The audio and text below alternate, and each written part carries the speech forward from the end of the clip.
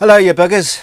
I've received a couple of days ago a parcel in the mail. I haven't opened it yet because I thought I'd do it on camera. It's come from the British colonies, all the way from the Americas. So there we have a box, and somewhere I have a knife to open it. Oh, there it is. Alright, so let's open it up and see what we got inside. Well, you know, I know what's inside here, and I would imagine you've probably got a pretty good guess what's inside here. Just go the shape of the box. Come on. I'll edit a bit of this out, I think. Right, here we go. Da da da da da da. Okay, so we have in here a lot of chips. I mean fried chips, packing chips. So they're going to go everywhere. Let's grab this first. So here we have some EVO fret wire. Nice. Some more EVO fret wire.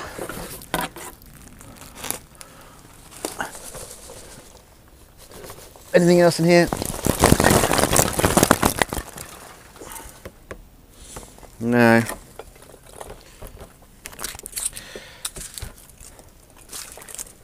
Hoping there might be a big wad of cash in the bottom, but no. Just some of these foam chips. Right. So this is the main culprit of the parcel. Oh, sorry.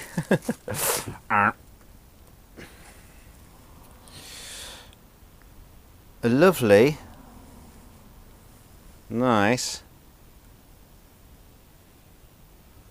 Patriot, PV Patriot neck. US patent. Ooh. It's got a nice maple finish on it. It's got a bit of an emery board stapled to the bottom of that. Interesting. But I'm assuming it's probably got a neck adjuster on the rear plate. Now then. So we're going to be refretting this. I say we, I don't mean we, I mean I am.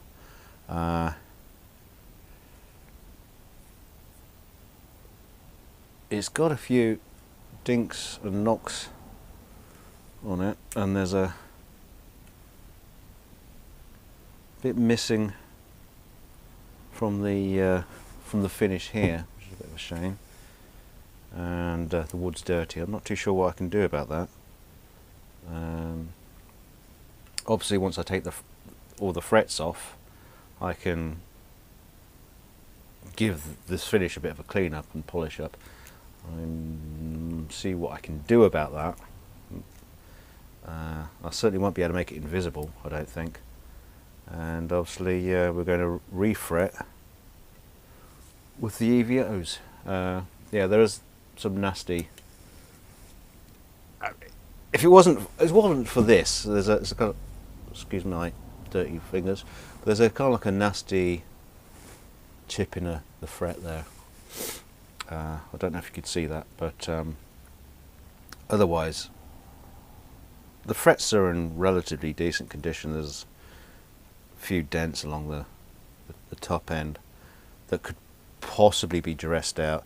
The frets are already quite low.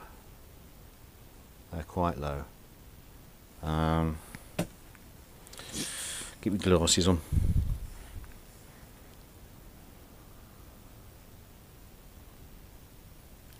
Yeah, especially the top one. Yeah, you could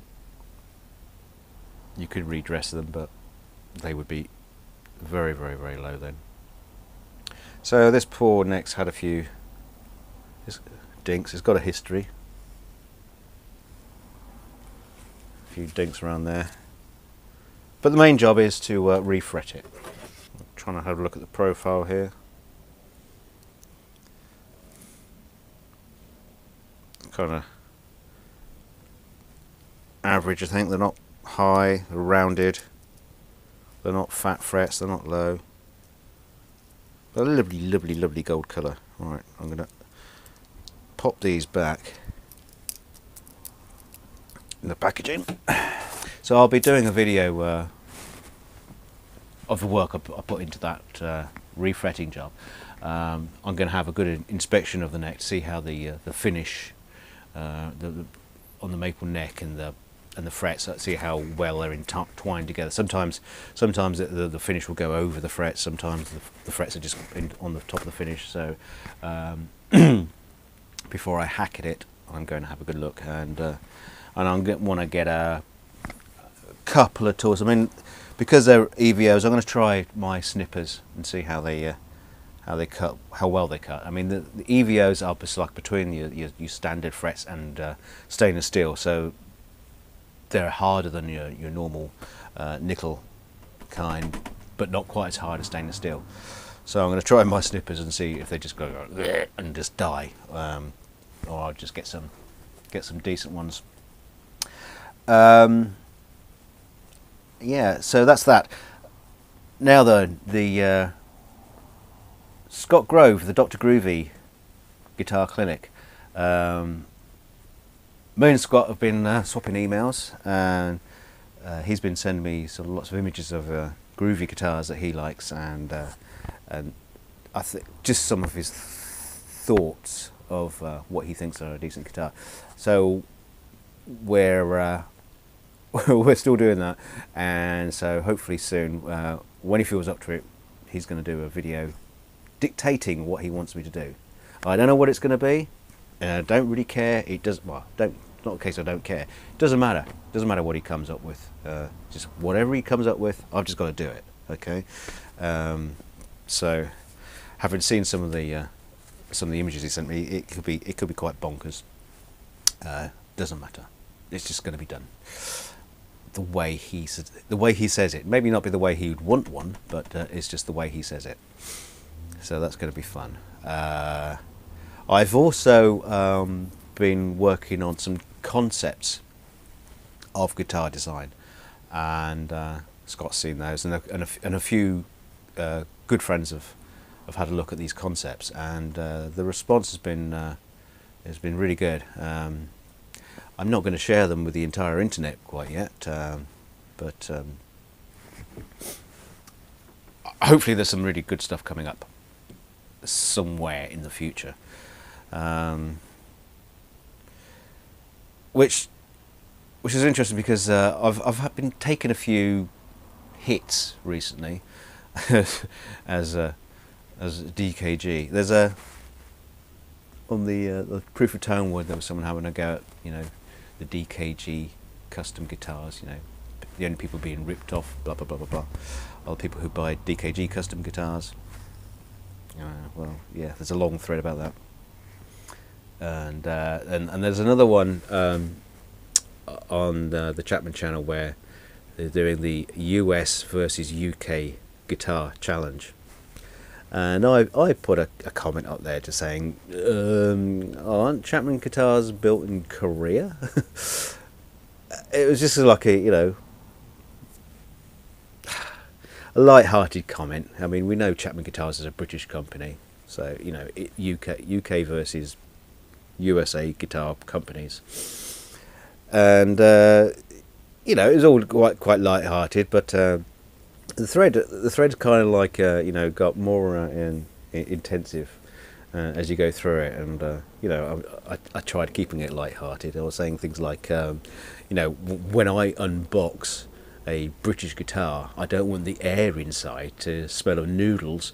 I want it to smell of bad breath and tea, and Yorkshire tea, that is, none of that foreign rubbish. Stuff like that. And it's kind of got a little bit serious. And someone's just recently posted today, actually, another dig, basically quoting my original quote on Chapman guitars built in Korea, and then on anything saying, what, like the guitars you pull out of a dumpster, rattle can and call DKG custom. Which is quite interesting, because I had to say, well, no, because mine are all from China, India and Japan. I don't think I've got any from Korea. And the point is, I'm not trying to hide anything. I don't make any sort of outrageous claims about these things. These guitars that I've got around me, they are what they are. They come from where they come from, and I do something to them. I do a little bit of magic, hopefully, and they all go out. But what is interesting about that entire thread is I do find it interesting that so many people are coming up in defence of Chapman guitars, getting really uppity about it and defending, it's a British company and blah blah blah, you can't have a go at them. Yet these are probably the same people who will take the piss out of a Mexican Strat because it's not made in the US. So there you go. Anyway, I just thought, someone started having a go at my guitars for petty, pathetic reasons. Just wasn't really in the Christmas spirit. So yeah.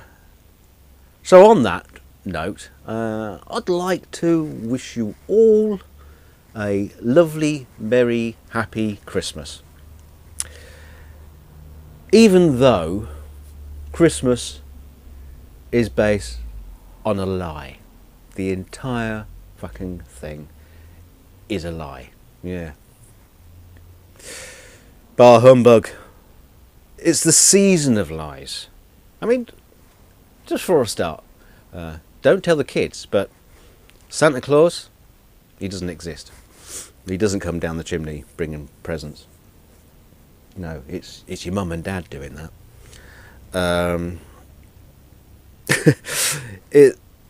Christmas was originally a pagan festival created by the Romans. It was called Saturnalia. I'm not too sure how it was pronounced. And it was a period of misrule, lawlessness, debauchery, drunkenness, sexual depravity. It was a...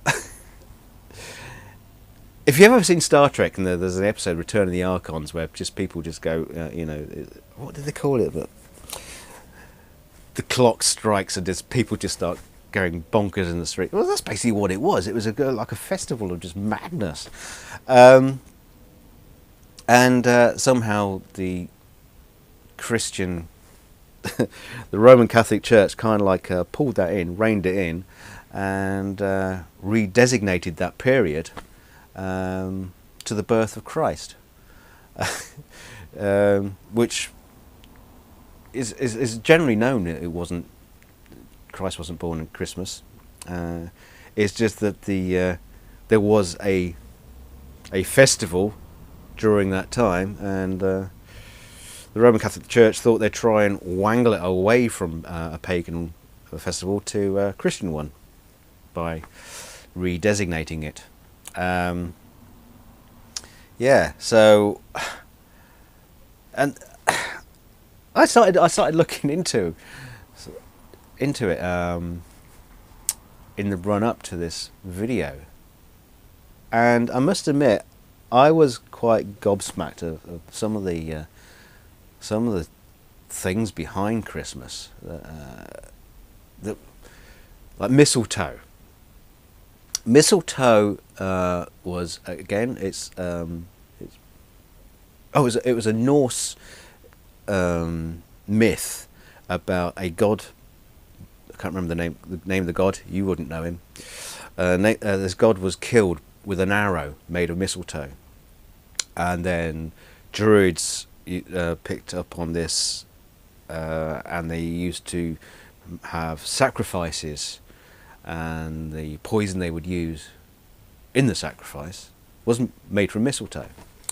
And the whole kissing under the mistletoe thing is a combination of that Druid sacrificial tradition and the Roman Saturnalia or Saturnalia festival of sexual depravity. So when you're kissing your grandma under the mistletoe, you're actually celebrating rape and death. So enjoy that one. Christmas presents. Oh, we all love getting Christmas presents, don't we? Again, that was pre-Christian Rome society, where the emperors would pick on the most despised citizens and force them to make offerings to the emperor. And that tradition was also kind of like being turned around by the Roman Catholic Church. With the three kings bearing gifts of gold, frankincense, and myrrh, which interestingly enough is why gold jewelry is often given at Christmas, and frankincense and myrrh. I've never received frankincense and myrrh, although frankincense and myrrh they're resins basically.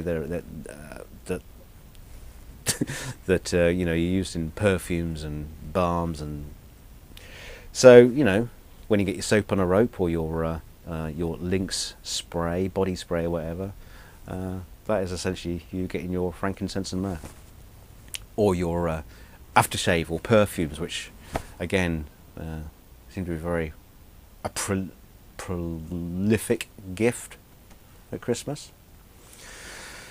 Yeah. That's not so much of a lie, it's a kind of a twist. But also, let me just check my list. I've got to check my list. Oh yeah, God, yeah. Christmas was such an anti-Semitic festival as well. Even the Roman Catholic Church used to force feed Jewish people to force feed them and then make them run naked through the streets of Rome, force feeding them to make it harder for them to run. And there's also stories of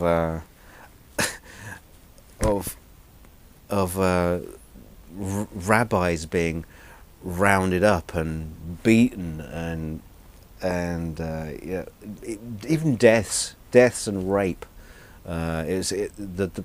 The period of the Christmas period, and this is the Roman Catholic Church that promoted this, was seen to be the end of Judaism.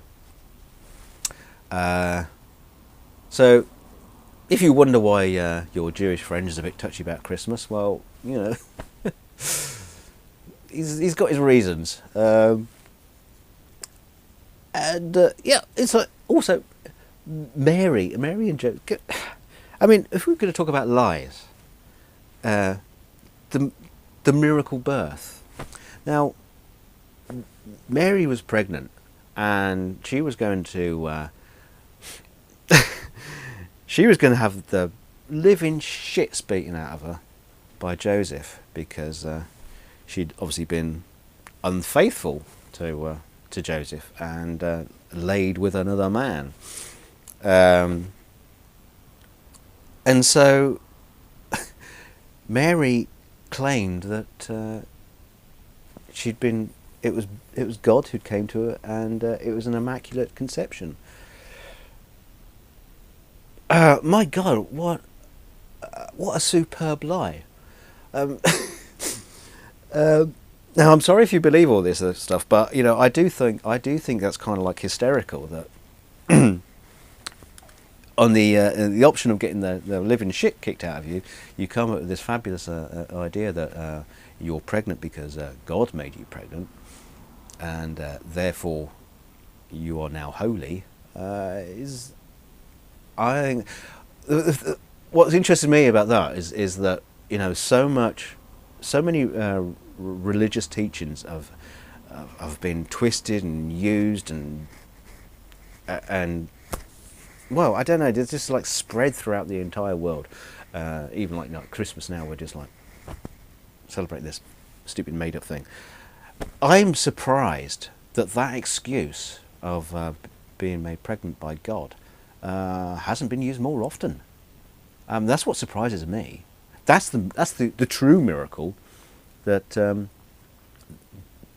this, apart from a few mad claims, is probably the only time that this excuse has been used before. So there you go. But anyway, yeah, someone has said a very interesting thing that imagine if you were celebrating April the 20th as Hitler's birthday, and